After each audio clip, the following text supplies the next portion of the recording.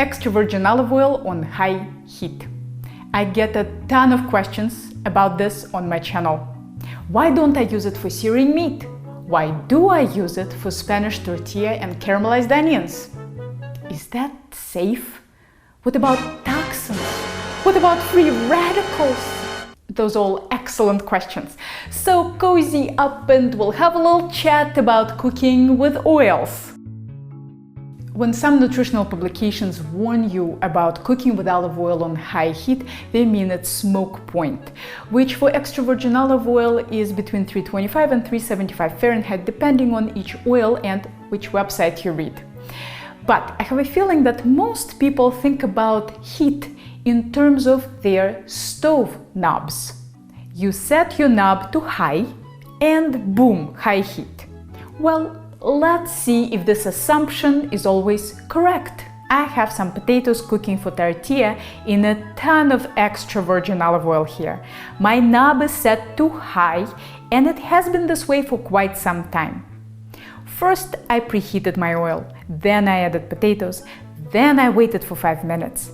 Let's see what the temperature of this oil is. It's just under 220 Fahrenheit. Well, that kind of makes sense because our pan is so full of potatoes and onions and they are mostly made out of water, which can't get above 212 Fahrenheit. But isn't that smoke we're seeing? Nope, that's steam coming out of the vegetables. Let's wait another 5 minutes and test our oil again. Now we're just above 220 Fahrenheit. Of course, if I evaporate all the water and incinerate these vegetables, my oil will heat up to a smoking point. But incinerating your food is generally not advisable. The same happens with caramelized onions. They're mostly water, and we pile a huge amount of them into a pan. Even though the knob says high, the huge pile of onions prevents the oil from getting too hot. By the time the onions brown and the oil heats up more, we turn the heat down. Using olive oil in these cases imparts a much richer flavor and shouldn't upset even the most health conscious because the oil never reaches its smoke point. Of course, this cooling off effect wouldn't happen if we were cooking food in a single layer. Here, our pan would get to about 400 Fahrenheit, maybe even higher. I can't say for sure because I don't have an infrared thermometer. Maybe I should get one. Anyway, when you sear things with extra virgin olive oil, yes, it will get to its smoke point and above, which makes people very concerned because they've been traumatized by nutritional publications with scary words like toxins and free radicals. I tried to read up on this and it made my head hurt. Some people say it's the smoke point that matters. It's kind of low for extra virgin olive oil, so that's bad. Others say it's how many double bonds the oil molecule has.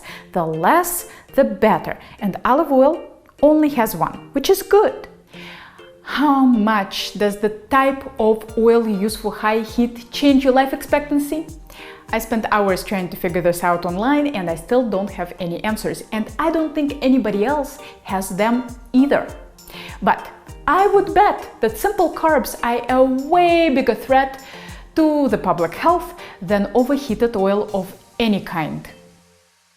Since this whole health discussion is not getting us anywhere, let's move on to taste. There's this conventional wisdom that when olive oil overheats, it imparts off flavors to your food. Well, I beg to differ. If you want anecdotal evidence, I roast my cauliflower at 500 Fahrenheit with extra virgin olive oil all the time, and given the speed at which that dish disappears, it's hard to imagine that olive oil did it much harm in the taste department. If you want empirical evidence, take a look at the SeriousEats.com article linked below.